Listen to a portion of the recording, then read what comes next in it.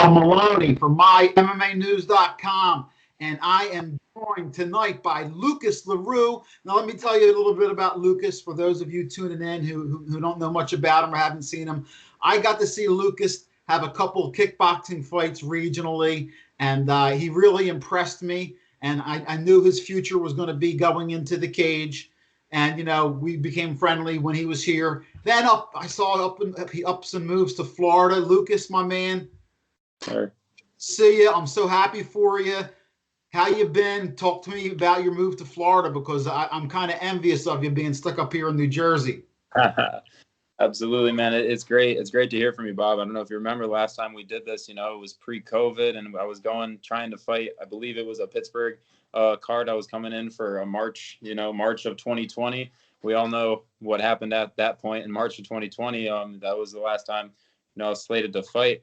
Over the course of, that time being off from fighting, an opportunity came up for me to really get out of my comfort zone and challenge myself, come down here, move in with a close friend that used to live back home with me, and get an opportunity to train and fight at a really high level gym with a lot of really good competitors and guys who are trying to, get better every day. That being the Jungle, MMA, and fitness. Just came down here, wanted to put myself, into a little bit of that uncomfortable situation. I think that over the course of COVID, especially for the regional fighters who didn't get a chance, to showcase those skills with everything being shut down, like a lot of guys got comfortable. A lot of guys who were on that fringe who wanted to compete. A lot of people get comfortable, myself included. We get into that stage where it's like, what is going to happen next? Like, are we going to be able to have regional promotions ever, And when I realized that Florida, as far as like the commissions and the way that they were running their political stuff, it seemed like they were, obviously more open and had more of an opportunity to compete. So when the opportunity came, I just kind of jumped on it. I always wanted to get out of my hometown. So this is my first real big leap from, leaving. Prior to this, I had always lived within, an hour or so from the town I grew up in. So this was a big culture shock, and, getting into that uncomfortable situation, see the growth I could experience. Well, listen, you had the one fight earlier in your career. We're not even going to talk about it because it was years ago and way before you really got into it much more seriously. So tell me a little bit about this camp, because now this is kind of like your first real fight camp. You know what you're doing at the start of this camp. So tell me, what you've been doing differently this time, to prepare for a fight. Because like I said, this is your first real camp. Right. Yeah, 100%. So a big, huge change for this. I was fortunate enough to move right into downtown Orlando and be within a 5 to 10 minute driving distance of the Jungle. I got a great opportunity to not really have an excuse at this point. As soon as I came down here, I got signed up immediately, started, training pretty much immediately. A couple little injuries here and there, but I knew when I came down here that was the focus, was getting to a fight.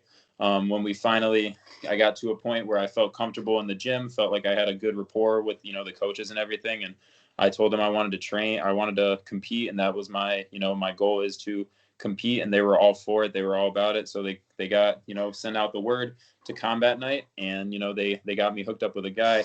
And, throughout, the start of this camp, getting through, we've been about 8 or 9 weeks for this training camp. I can honestly say that it's the most dedicated to the sport and most dedicated camp that I've ever had, outside, even with my Muay Thai fights, any type of jiu-jitsu competition.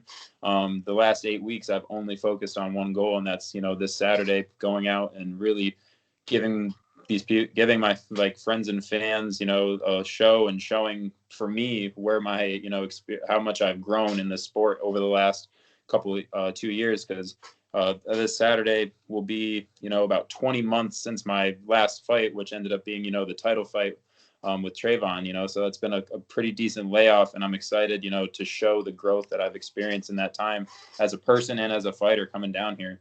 This camp has been intense, 6 days a week, every day. I'm big on recovery as well, so I get at least one, recovery day throughout the week. Other than that, it's been 3-4 hours every day, just working on my craft, sharpening my tools. And, I feel great. We were just I just had a little, workout, a little bit of a shakeout session, getting a little sweat going, talking with the guys. We got 3 other teammates of mine fighting on this card. So we've all been, in this camp together, which has been like a really great. Give them some love. Who is it? We've got Alec Brooks, my striking coach, Alec Brooks. He's going to be fighting. We got Jeremy Williams, who is another. He'll be fighting at 45. He ended up getting a last-minute replacement, thankfully. And then Andreas Davos, he is another guy originally from I think he trained at Extreme Couture. He's in Vegas. He's out in Orlando now. Another monster. We expect to go 4-0. We expect to clean house, and we've been working hard. Shout out also to Coach Mike Lee, Coach Spicy, and guys getting us ready for this. And it's just been a really, really great experience to have this like camaraderie and have like a full team of guys all training for one, ultimate goal. It's a big change from what I was, used to previously. Well, Lucas, man, best of luck to you with any of your final weight cuts this week, and good skills, best of skills in this fight. Yes, I'm sir. a fan. I can't wait to see how you did and talk to you about it.